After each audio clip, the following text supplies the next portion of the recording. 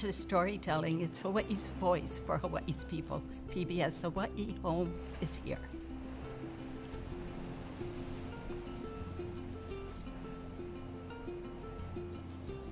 Local broadcasts of Insights on PBS Hawaii are made possible by the support of viewers like you. Mahalo, and by Carl Smith Ball, providing legal services throughout Hawaii and the Pacific since 1857, making a positive difference in the communities where we live and work.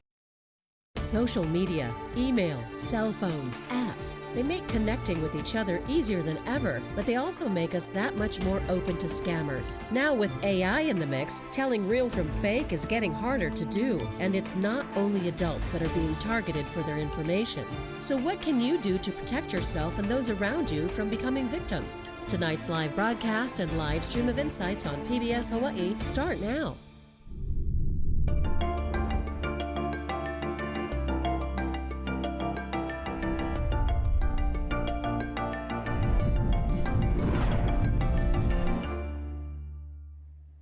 Aloha and welcome to Insights on PBS Hawaii. I'm Lauren Day.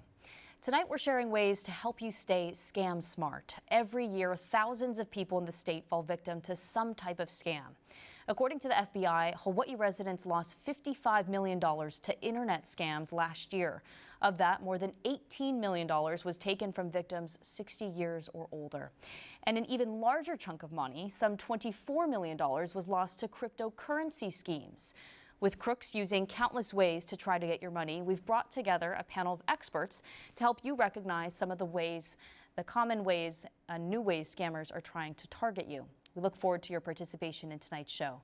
You can email or call in your questions, and you will find a live stream of this program at pbshawaii.org and on the PBS Hawaii YouTube page. Now to our guests in studio. Attila Seress is president of Cypac, a cybersecurity and IT infrastructure management firm that works to safeguard our organizations from cyber threats. Sergeant Edmund Ho is the coordinator for CrimeStoppers Honolulu.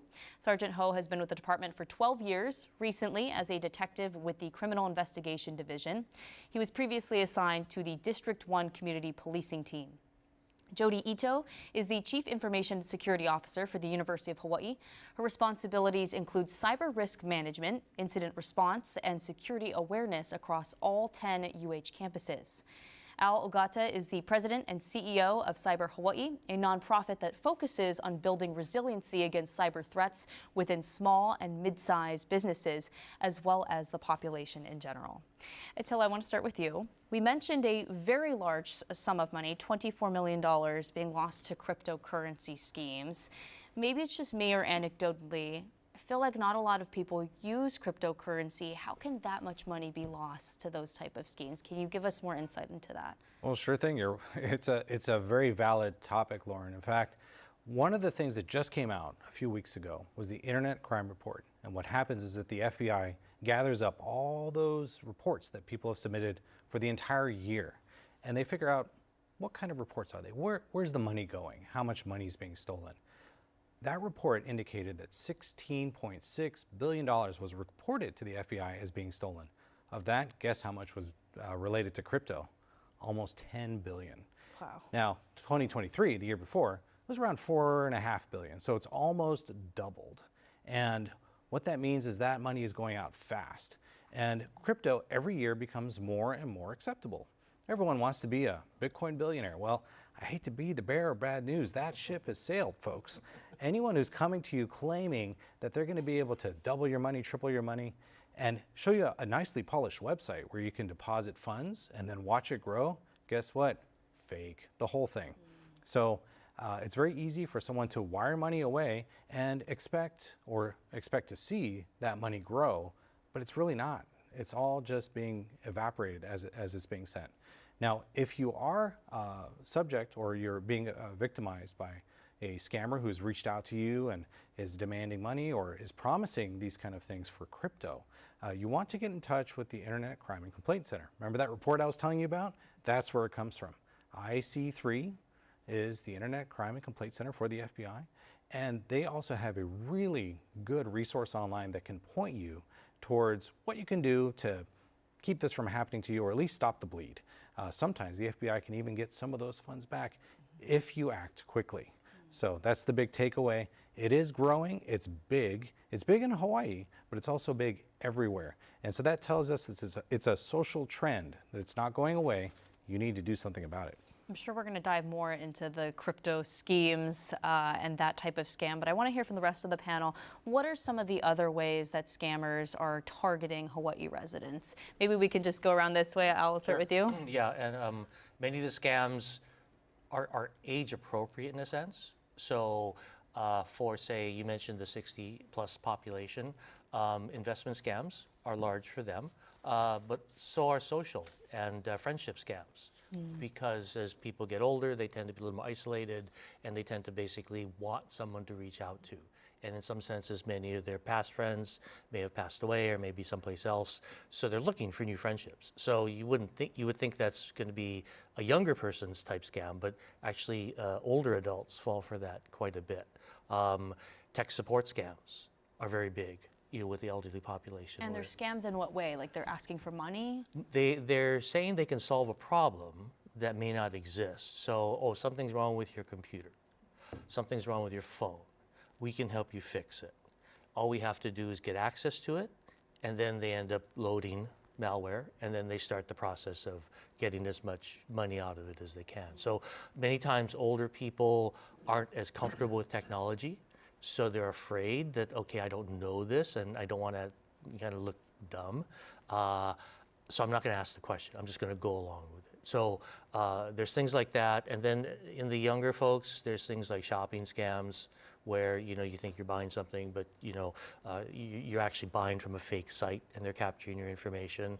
And then in some of the worst cases, when you look at the very young folks, you have things like sextortion, which actually exposes children who are very vulnerable to that kind of threat.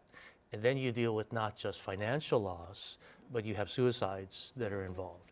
And that's where you get into some very, very serious crimes and very serious outcomes. So it ranges up and down the spectrum, and no particular age group is immune from it. It's just that the scams that are foisted on them and are successful, they vary by age. You mentioned something earlier, and I know we'll get around. I don't want any of our viewers to feel like any of their questions in your mind right now are dumb questions. So please ask them tonight. I will take those questions, and I will be the one to ask. I have something that I feel like could be a dumb question. You mentioned that these scammers will get into their computer, and that's how they'll get their money. So it's not even that me as a victim have to give my credit card information. They can still get my money just by hacking into my computer? Well, yeah, and basically that's where you get into tricking someone. Right. Into Credential theft Right. will allow them to then log into bank accounts and steal money that way. So once they can deposit malware on, say, your phone or on your computer, then the thief actually has access to so much more because of all the information that we store on our devices nowadays. So your tiny little phone, if you think about what information you have on there that's valuable, think of all the contact information that you have for all of the people that you know, and then they can take that and use you as saying you need something from them, and then it perpetrates that trust relationship that you already have with all of those contacts. So, and then eventually they'll be able to extort money from people or trick them because of the trust relationship to give up gift cards or even money. And again, because the internet can make you feel alone, a lot of times you're not talking to people about the things that you encounter. So, and it's that shame kind of thing too, but you talk to your friends and find out how many are getting these calls from unknown numbers, and the phone companies are getting better at identifying what could be a potential scam call.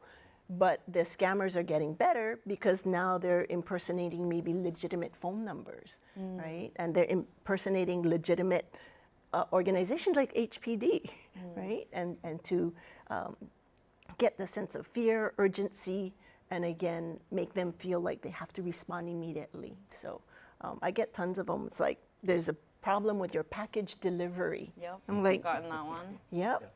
But okay, the only thing was I didn't order a package at that time. But what if I did? Would I be tempted to go check on it right away? I would. I'd click on that link, and it might take me to a malicious site, which would then try and download malware on my phone or capture credentials and then the whole thing cycle keeps going. Let's say someone clicks on it. Would they know if the malware got on their phone? Like, can you X out of it, or once you click on it, is it pretty instant?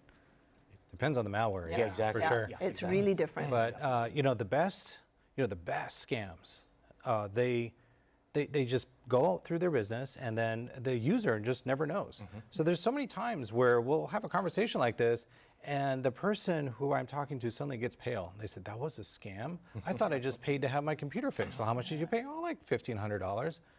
"No, you didn't." No, and in fact, I do have a story that relates to this. So we had a wonderful, very nice client whose mother was hospitalized.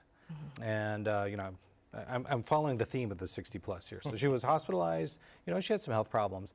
And while, you know, she was going to visit her mom's phone just kept buzzing. And she's like, what's going on here? Why is your phone buzzing so much? "Oh, let me tell you, I have this friend. And this friend online, he's a doctor. He's in Africa. And, you know, he couldn't cross the border. I had to send $10,000 so he can get across the border. And then he had to get his medicine airlifted in. That took $30,000. Long story short, she grabbed the phone very quickly, found out what was going on. Over $400,000 had disappeared in a just course of a few months. And, you know, they were very close. They lived close by each other. But her mom thought that this was okay. This was normal. You know, why? Well, of course, people are out in Africa helping others, and so they really tie on those they pull on those heartstrings to try to get you to Emotion. your emotion to take advantage, and it's very sad because at the end of the day, I think we all consider ourselves good people and we want to be helpful, and when someone reaches out to us for help, especially here on the island, In Hawaii, of we're so course, trusting. we want to help each other, and this is taking advantage of that. Yeah, exactly. Especially with the culture here, and you know, everybody trying to, you know, help one another out, right? Like that kako spirit, that, you know, that sense of kuleana. You know, exactly right. And like, you know, Attila was saying,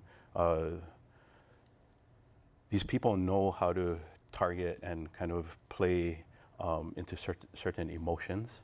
And one of the things often that we find and we hear through CrimeStoppers, through our call center, is that a lot of people are getting duped into believing that law enforcement is calling them and asking, you know, calling them and saying that there's some type of violation, whether it be missed a court date or didn't, you know, go to jury duty, or, you know, you have a warrant for your arrest.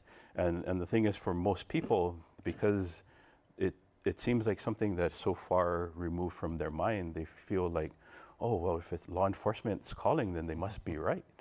You know, but what they do is they prey on the fact that they use that authoritarian figure and use that as a means to try and gain compliance, to try and, you know, sell the deception that they're trying to do, right? So We should set the record straight for our viewers. If each PD ever were to need to notify a community member, would they call for something like that, or would they show up on your door?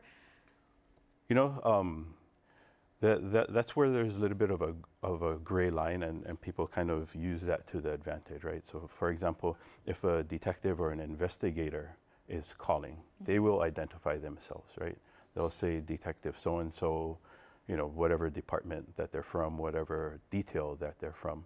They'll leave a callback number, and, you know, you can trust in that, right? But if they're saying that, you know, there's a warrant for arrest, and if you don't come, you know, and give us $10,000 immediately, then, you know, you will be arrested, then you got to ask yourself the question, right?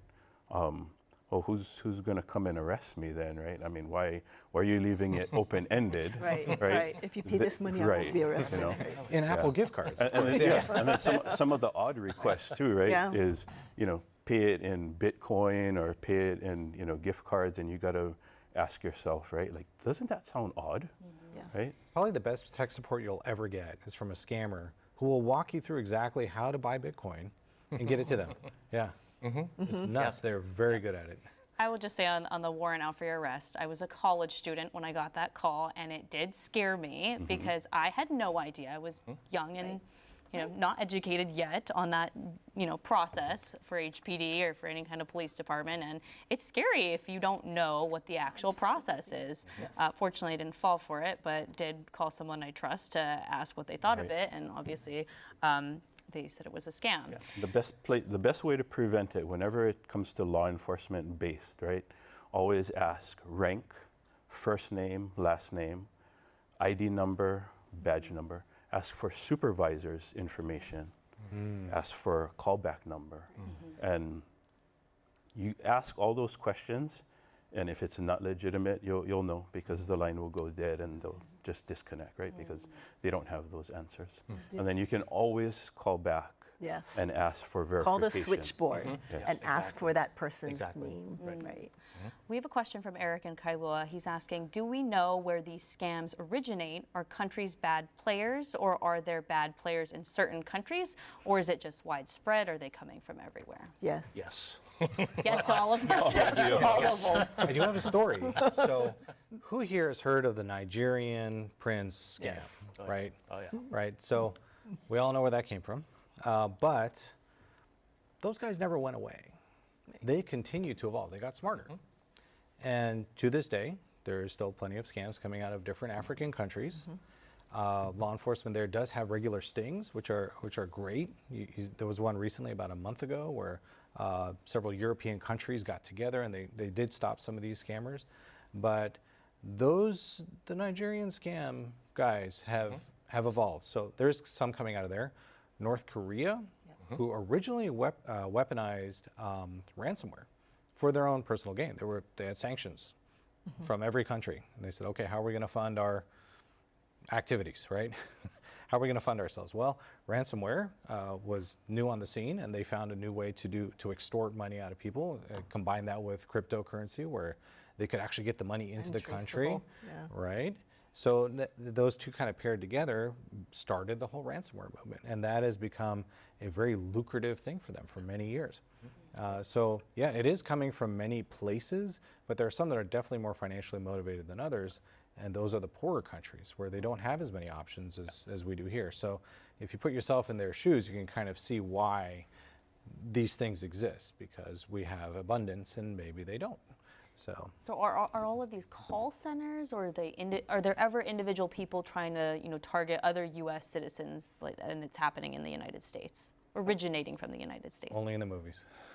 You don't see as many originating from the United States because U.S. laws are very, very tough compared to many other countries' laws. So in most cases, it's coming from outside of the country and from areas that, say, don't have extradition treaties with us or take a different view, like very poor countries may just turn a blind eye to it.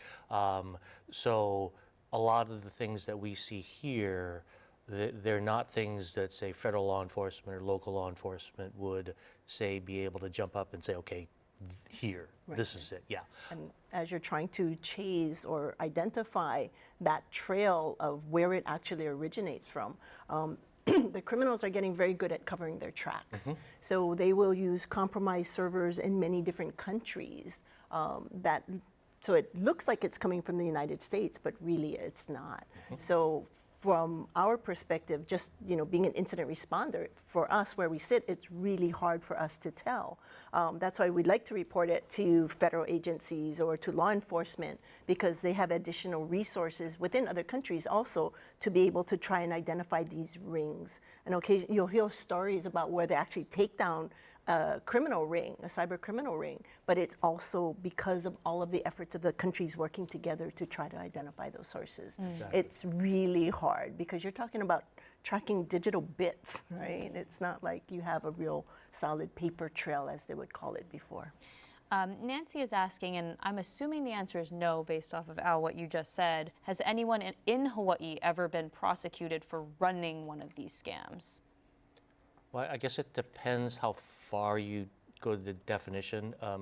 We have had cases in Hawaii, say, related to real estate, where there have been fraudulent, real estate cases that utilize the internet. So they use the capability of the internet to help with the fraud.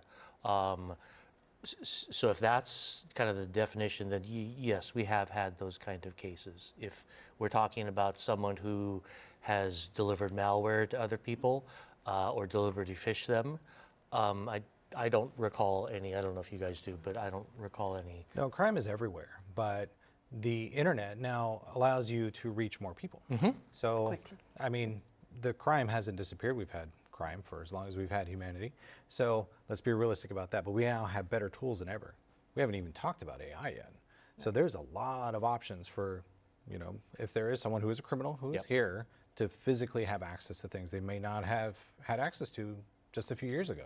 And I will mention, the one kind of startling cases that I've heard about that originated here or linked to here on the internet have been related to child pornography, and there have been those cases, you know, especially on the Big Island, where they've used the internet to participate in that kind of crime, and it's not a financial issue. Clearly, you know, it's a very strange issue, but that's one of the few that you could say, yeah, that's child pornography is a very dangerous and devastating area for Hawaii. Sergeant Ho, what are some recent scams that are going around Hawaii right now that you want the viewers to be aware of?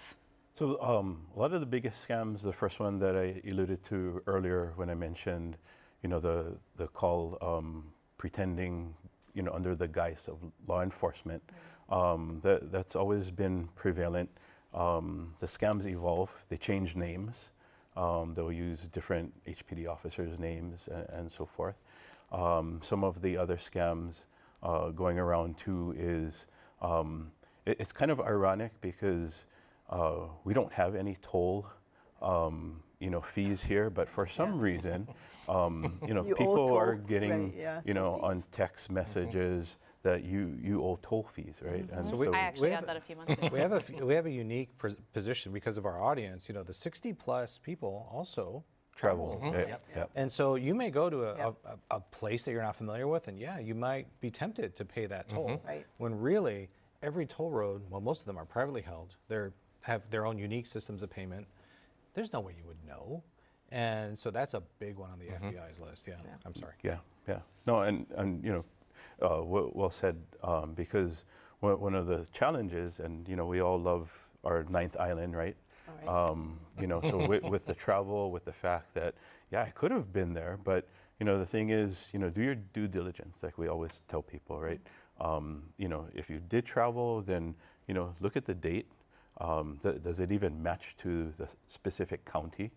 Because a lot of times what we find is that somehow they'll track either your rental car record or, you know, some kind of financial transaction, and they'll just make the assumption that, you know, you rented it and you traveled in this region. But, you know, when in doubt, I would say, you know, look at how the information comes about as well, right? One of the challenges, and you know, because there's so much information with scams, you have to look at when you receive messages, whether it's a text message or an email, you have to first look at where it's coming from, right? And then you have to ask yourself, well, if it's coming from a certain car company, then why does the email say, you know, ABCD123, and it doesn't match the company? Or, you know, same thing with the text message, right?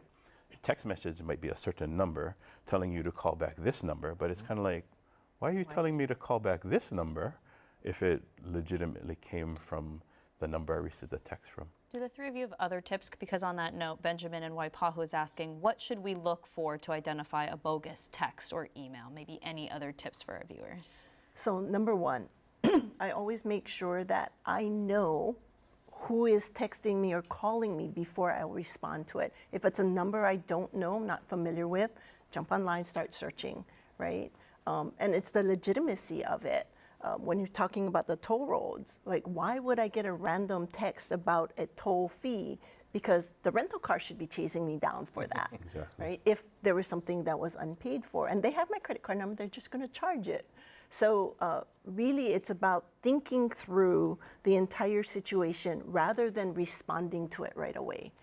You know, text, are expected to respond right away. If I'm not sure, I'm going to sit on it overnight at least to see and think about it more, because it's that urgency that we talk about that get us to respond in ways that we shouldn't have. Same thing, I had something pop up on my phone one day and it says, oh, you have some kind of malware in your phone. And I'm like, after I visited a website, right? And I'm like, oh, stop, think. And it was one of those, the website popped something up on my phone trying to get me to click on a link that would then take me to an additional malicious site where I could be further compromised. So my phone wasn't compromised at all. It was just some message coming up from the website to make me think it was. Well, and who here has heard of texting and driving? Oh, never. Right? We never do that. It's terrible, right? In front of Sergeant, we never do that. Because it's worse than driving drunk, right? And why is that? It's because your brain just can't do it all. And most of the times, folks that are falling for this, it's not because they didn't think or that they were stupid or uneducated, none of that. It's because we are people who pay attention to what we can pay attention to right now and this minute. We're not going to pay attention to things that are outside of our circle of influence. And I have a story about someone who got compromised like this who also had AI involved. So he was a contractor, kind of ties all the things that we're talking about. He was a contractor, driving along, doing his contracting stuff. He gets a call, a FaceTime call from one of his motorcycle friends.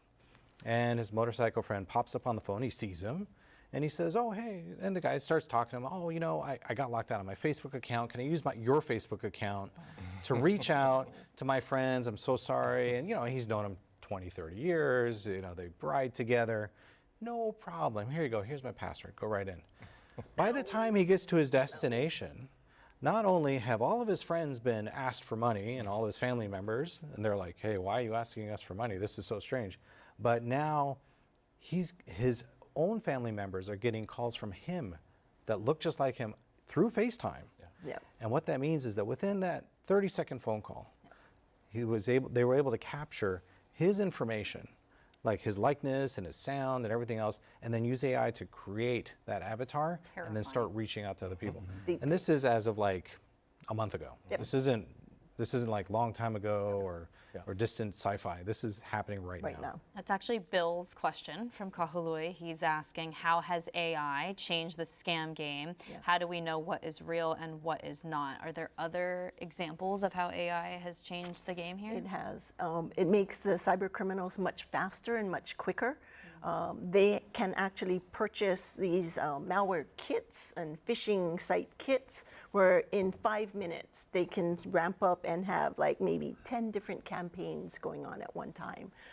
And the quality of the phishes are so much better. We used to tell people, oh, look for misspellings, look for these. Not anymore. AI can do it like that. And it sounds legitimate. So even though, if you try and say, create me a phishing email to do something, AI is going to go, well, you can't do that. That's illegal. It's unethical. But there's so many ways to get around it so easily. So as consumers, as individuals, and unfortunately, you have to almost distrust everything first until you can vet the source, make sure it's legitimate. And it's hard because that takes time. And in our busy world, we kind of neglect that, right? We tend to want to respond immediately. So if people email me and call me and I don't know your phone number or call you back right away, that's because I'm not sure. I'm spending the time to think about it. But I mean, think about it. We also have AI at our fingertips. So the bad guys have AI to make all these malicious emails. But we can also take that same email, copy paste it into GPT and say, hey, is this a phishing email? And they'll say, yeah, it's most likely a phishing email. So we can use AI. We got better tools than ever before, especially as network defenders, to be able to do this.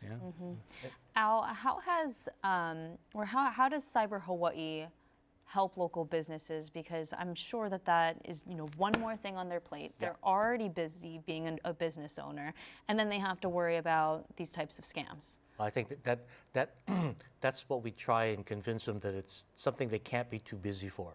It's part of today's business reality.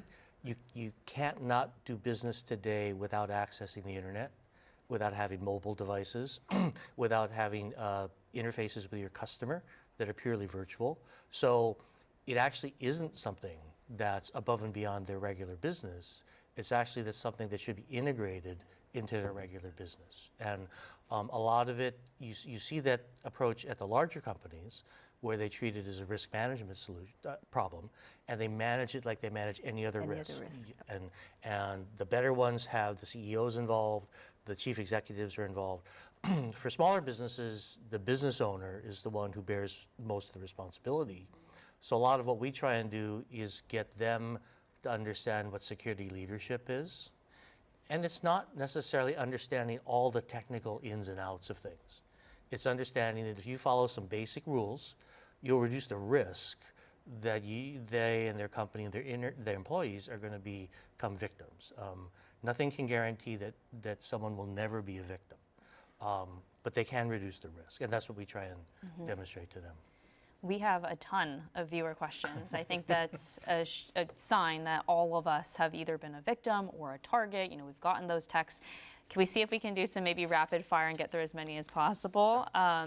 This person, Sergeant, this one's for you. I've had HPD call me and leave a phone number. However, that number is not legit. How do you address that, particularly for seniors who may be gullible and trusting?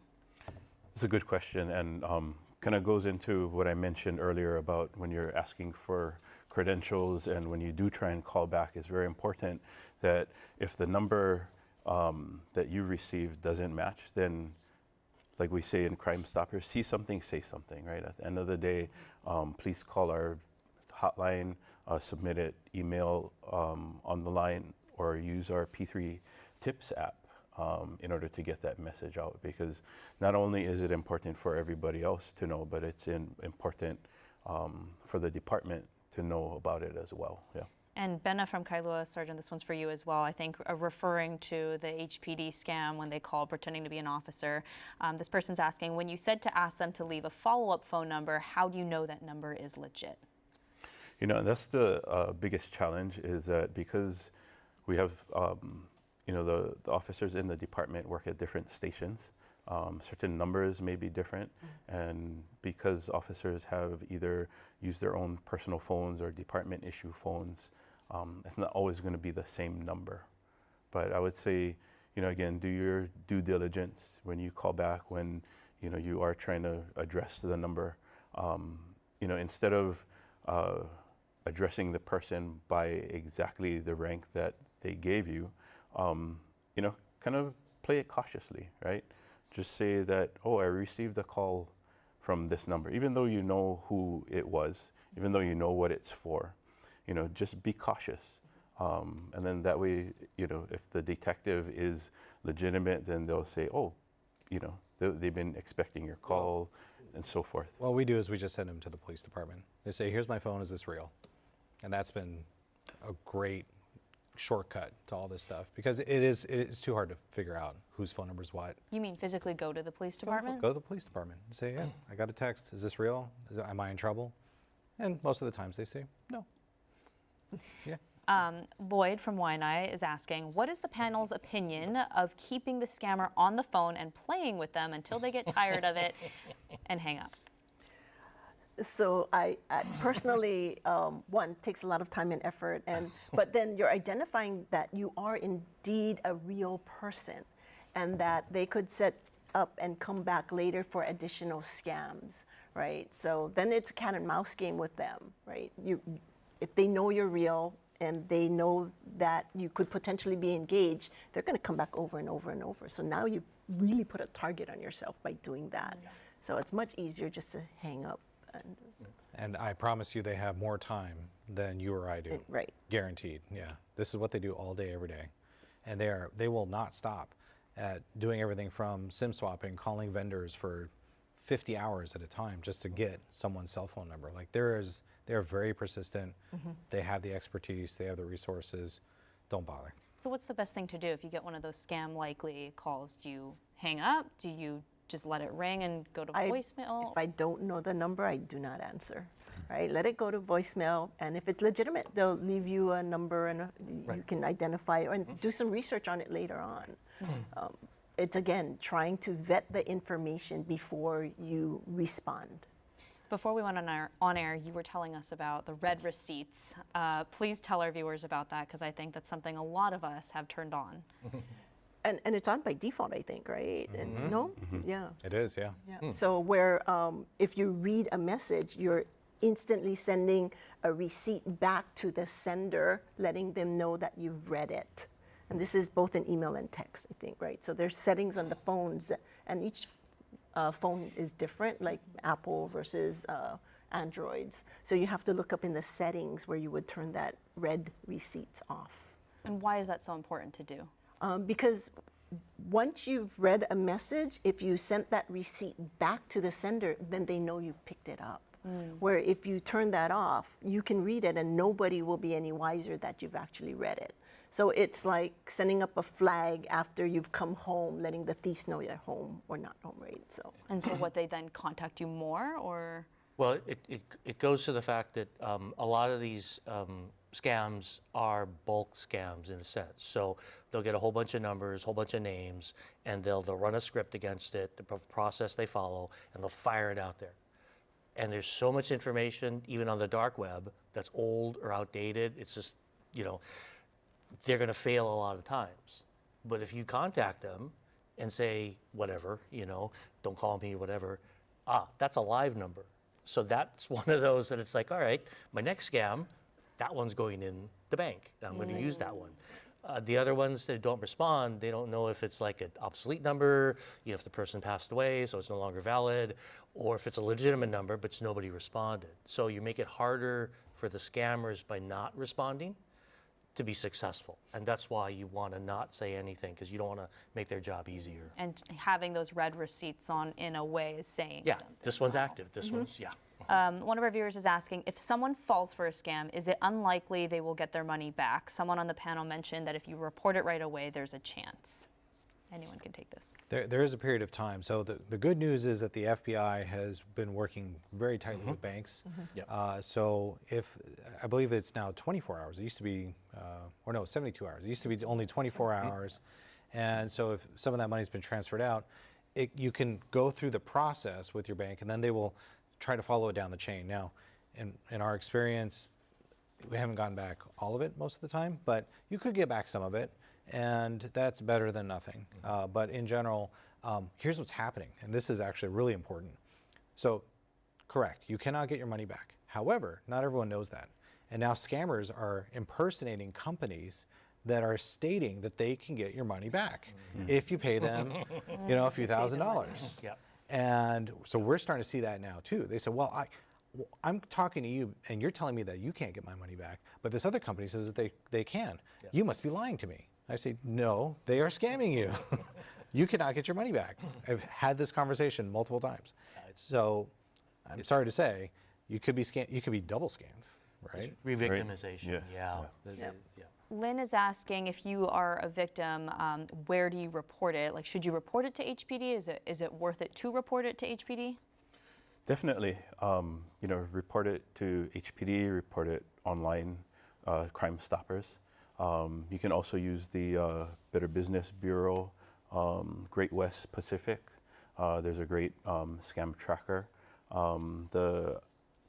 Is it IC3? IC3. IC3, yeah, the FBI's, as well as the Federal Trade Commission. So, you know, when it comes to reporting it, the more you can report it, not only for yourself, but hopefully it'll help others who are in the same situation or may be the next victim, so to speak. The reason to report it to the IC3 through the FBI is sometimes these fraudulent the claims, the financial claims is small, but then if everybody reports it and it's the same scam, then the number of the impact accumulates enough where they can actually find and open a case on it.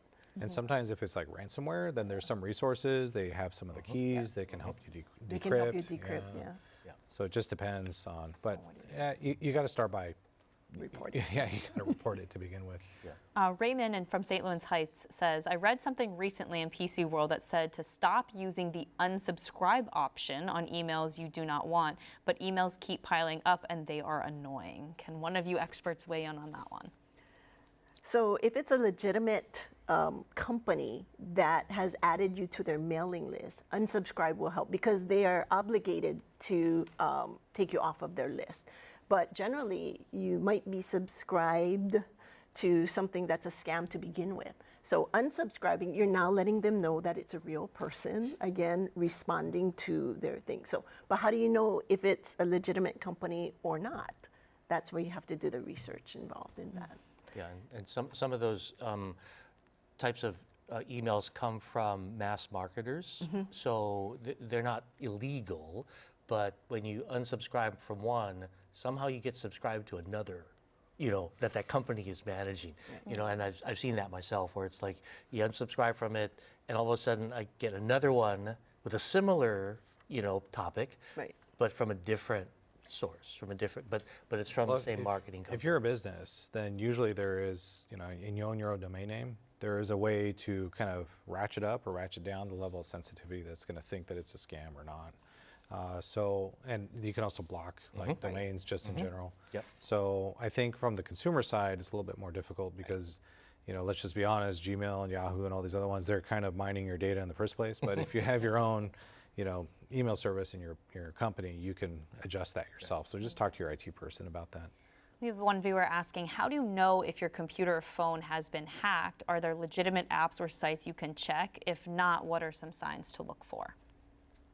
The computer phone has been hacked? Mobile phone? Meaning like, smartphone. yeah, meaning like if you had clicked on a link, how do you know if maybe we talked about earlier, they put malware on your phone and are getting your bank information, that sort of thing?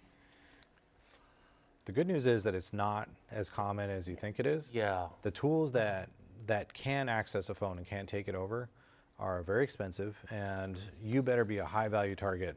But we have a lot of folks that come to us and say, I think my phone is hacked because I got an email and I clicked on the link, oh no, what do I do? And so the next question is, well, did you enter in a username and password? Did you do anything? No, I didn't do any of that. I just closed everything. Well, you're probably okay. Now, when in doubt, if you have an iPhone and all your data is backed up anyway to iCloud, you can walk into an Apple store, they swap it out. Same thing for your Samsung phones or your Android phones. So when in doubt, just you can wipe it out. But in general, it's a lot more rare than on a computer where there's a lot more vulnerabilities. Now on mobile devices, we have seen memory-based malware running. So one of the recommendations, and you see it from the phone companies now, and the government has been recommending it regular, is to power off your phone once a week, which will flush any of the malware that's in the memory, because it's not recorded anywhere. So once you power it off, it's gone. So that's something that people should try and make a regular habit of. Once a week, turn off your phone and turn it back on. And if it so happened there was something running in memory, it'll flush it out. And for your computers, make sure you're running some kind of anti-malware, antivirus, something that will alert you when you have applications trying to be installed on your computer. And if you see something being installed that you didn't initiate the installation, don't do it. That's something bad. So the companies, the operating systems are getting better at trying to detect when this or unknown software is being installed on your devices. But you have to be careful that you just don't click, yep, go ahead, install, right? Ask yourself, did you initiate the action? Dane is asking, can the United States prosecute scammers in foreign countries, or do countries work together to fight this problem? I believe countries work together. Yes. So Yes. I think you have more details about that. Yeah. You know, it's always a difficult process because there's so many different dots to connect when it comes to, you know, earlier, like Jodi was mentioning that, you know, they may pose as one country, but actually the call come from somewhere else. And like Al was saying, you know, certain jurisdictions, certain you know, countries, they just don't buy into that sort of cyber crime. But definitely, you know, in the United States, you know, definitely the different states, the different counties work well with one another. Yeah. And private sector too. So Microsoft just did a big takedown. So there, you know, there's a lot of private sector companies that they're interested in shutting this thing down. We all want to shut it down. I want to ask this viewer's question because I get this a lot as well. This person saying, I noticed that a lot of the phone numbers say that they are from Hilo. I've been getting this, like I will get like 10 calls a day sometimes from Hilo. Is that a scam? And if they're happening in foreign countries, how come it says a local number here? You can what they call spoof a phone number. It doesn't even have to come from that county or that area. You can have, there's programs that say, make the call originate from this place. And so Hilo, I don't know why Hilo, but. Well, they just have more numbers available. So any voice over IP provider, you can purchase a number, and if there's a bunch of numbers available in Hilo, that's what they're going to buy. And as far as they're concerned, most folks are like, oh, it's 808, it must be local, right? And that's what's been happening, right? You see it that it's a local 808 number, and then you tend to answer it, you tend to respond more. But the scammers know that they should be coming from that code. And that's why the general protection is what Jodi was saying earlier is if you get a call, even if from 808 and Hilo, and all your relatives are in Hilo, you know, but you don't know it, don't pick it up, let it go to voicemail. And if it's important, they'll leave a message, you know. If it's your relatives, hey, how come you never answer my phone? But you'll get a voice message, right? Sergeant Ho, what do you tell kupuna specifically? And I know we're talking about you know, cyber scams, but maybe just any type of scam in general. What do you tell them on things to be on the lookout for? You know, the first and foremost, you know, I created this whole CrimeStoppers acronym. You know, it's 11 tenets of it. You know, I'll just go through it real quickly. But first is to screen your calls. You know, we've heard it already tonight how important it is. You know, don't trust the numbers. You know, screen your call, right? If it's important, they'll either leave a message or they will call you back, right? The next one is if you do happen to pick up and you find yourself in the situation feeling like maybe I shouldn't have answered it, get yourself out of it by asking for a callback number. You know, they might play it on you and say, well, can't you see it? And just take it to your advantage. I don't have caller ID. Just play it off, right? So, you know, that callback number is a way to get you out of the situation. Earlier when I talked about the law enforcement scams, you know, ask questions, right? The more questions you ask, you know, name, ID number, where you're from, you know, the name of your company and so forth, that helps kind of deter a lot of these, you know, callers with bad intentions. You know, messaging. Earlier when I mentioned the toll scams, right? You know, so sometimes, you know, you don't always have to trust the message that you have. Like Jodi said, you know, sit on it. There is no urgency. There's no point in having to do it immediately, give it an immediate response, right? You know, the other thing, sensibility, right? You know, our kupuna, they've lived, you know, their lives, they've seen it all, right? You know, be confident in what you know, you know. If it seems too good to be true, it probably is, right? So just, you know, stray away from it, right? The other thing that kupuna are great at doing is talking and telling everybody else, right? Like we mentioned earlier, the more you can get the message out and you can inform, then great, right? You know, people need to know what's happening, right? Well, and then one of the top 3 scams was the emergency scams. That specifically targets. Yeah. Right. It's Right. grandson, Right, exactly. nephew needs money, stuck in a country, Yeah. you know. Yeah, and then, you know, on that sense, you know, the O, you know, if it seems odd in any shape or form, you know, don't be afraid to verify it, right? You can always, hang on, sorry, let me call you back, right? Or, you know, use an excuse to get off the line to check it out. We have this spidey sense in the physical world. When something feels not right, we need to develop that spidey sense in our digital world. Yeah. And that starts by being distrustful first. Yeah. So we've been kind of listening in on some of these calls, and it's very interesting what they're doing. They are masking their accents now using voice modulators, but they'll still say some odd words. And you're like, wait a minute, something's not right. I know there's no accent here, but the words are out of order. Like something's up. And we also like notice that there's little delays in the conversation sometimes. So you'll ask a question, and then there'll be like a 5-second delay, which you wouldn't have normally. Like we're not having a delay here, right? But when you're on the phone, so those are kind of like some red flags right there. Right. Look for those specific things. Yeah.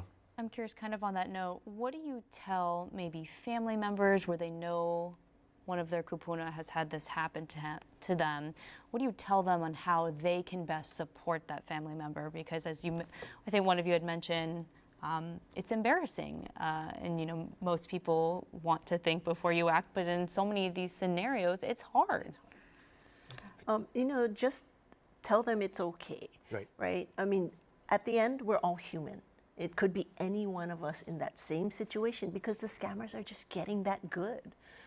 And so just be understanding, be supportive, and just say, next time, call me first, or, offer them the opportunity to get some advice before they act on any of those things. And just a little tidbit for anyone who's listening, who is going through this right now with a family member, just know that the person who listens to me the least about cyber anything is my dad. So a family member will not listen to another family member. It's just human nature. I don't know. So maybe you can bring in a friend or a cousin, maybe just one step removed, and have them say all those nice things. Then they'll listen to them. They won't listen to them. Well, one anecdote is when I had a bunch of staff working for me, one of the things that we were always told is, if you have something to talk to someone about, don't always bring them into your office when you have something bad to tell them. Bring them in when you have something good to tell them. Bring them in when you just want to chat. Bring them in when you have something. So for family, it's more important that, regardless of whether it's a cyber issue or whether it's just some other thing that, kupuna are going through, the key is to make sure that there's a level of trust between the younger people and the kupuna or whoever. And then it makes it possible that if something like this happens from a cyber standpoint, they'll say something, oh, I got this call, what do you think? And I think that's a hard thing, like Attila was saying, it's easy to say, but it's hard to do when you're related to someone, because there's so much history there, so many things have gone on, and you're reversing the role from, okay, I always listen to you because I'm the child, to, okay, now you have to listen to me, because I'm still the child, but you're not like the way you were. So it's a very delicate. But I think a lot of it goes back to kind of what we talking around earlier about Hawaii people with the aloha spirit are very trusting, but we have to learn how, with this new world, it's okay to ask questions. It's okay to push back. It's okay to not take someone's word for it. And you're not disrespecting them. You're just saying, I have a question. This thing about the kupuna is the same thing. It's like, before they get to that point, the ideal stage is you have a relationship where they can ask a question, and they don't be afraid that you'll come and say, well, you're senile, so I'm gonna take everything away from you, and I think that's always, as you age, the aging person's fear is that I can't do something anymore. And I think cyber is just one of those examples. So hard, because as you had mentioned, Attila, with AI now, I mean, that can affect anybody, no matter the age, especially if it looks and sounds like it's your friend and somebody you know. Like, how do you spot that it's AI? Lori from Kauai, this is not a question, but I think a good point to bring up, and maybe somebody on the panel can weigh in. In addition to scam calls, I would like to encourage people to also check their credit cards and bank statements on a regular basis for irregular activity. Absolutely. Because by not doing that, then you're allowing them to continue to scamming you, right? So there's ways, I think some of the credit cards now have apps on your phone where you can say turn it on or turn it off. That way you only turn it on when you're going to use the credit card and turn it off when you're not using it, to prevent that sort of thing. Also, when you're traveling, make sure that you let your credit card company know where you're traveling to, so they'll only accept charges from the places that you say you're going to be visiting. But they're getting better at detecting it, probably because you're using AI to detect patterns in your spending. But again, it's being vigilant, right? And it takes time and it takes effort. So, before it used to be balancing your checkbooks. Now it's about checking your credit card statement, even on a weekly basis. Don't wait for the statements to come once a month anymore. I've changed my settings to alert for anything, Yes. even if it's $1 Yes. transaction. We just have 2 minutes left. Maybe can we go around the table? Are there any other tips that our viewers need to know to stay safe from any type of scam that you want to reiterate to them tonight? Yeah, I can speak to that, especially for business owners, because that's mostly who we work with. Catch your people doing things right? Don't wait for like a cyber hygiene violation to come into play before you actually do something about this kind of thing. The human firewall is the last line of defense at this point. All the technology is there. You probably have really good tools on your systems, but people have built up a level of awareness, which have turned into behaviors, which have turned into habits, which have then turned into your organization's overall level of resilience.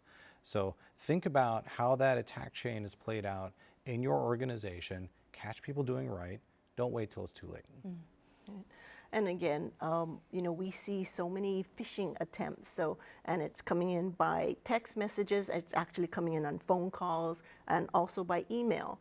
But in all of those situations, it's about making sure that you're entering your credentials into a legitimate site. And you look at the web link at the top, the URL, to make sure you're going to the right site.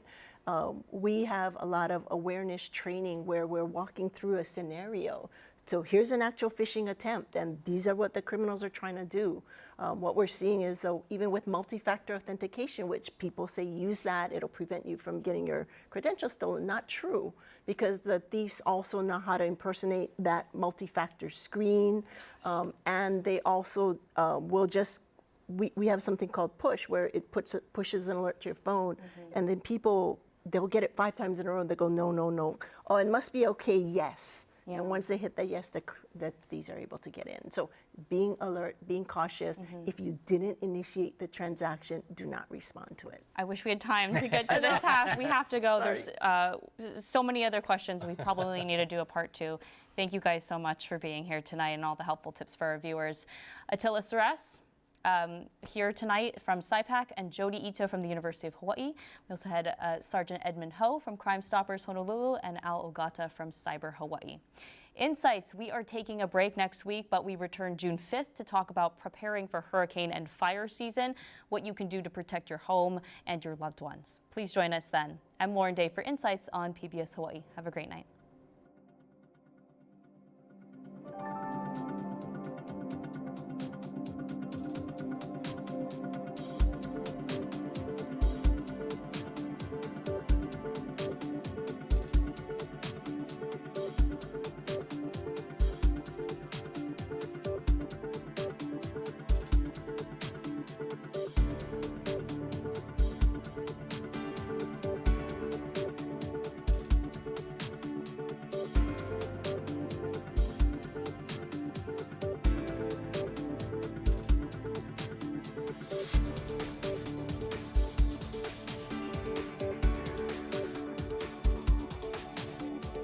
Local broadcasts of Insights on PBS Hawaiʻi are made possible by the support of viewers like you. Mahalo, and by Carl Smith Ball, providing legal services throughout Hawaii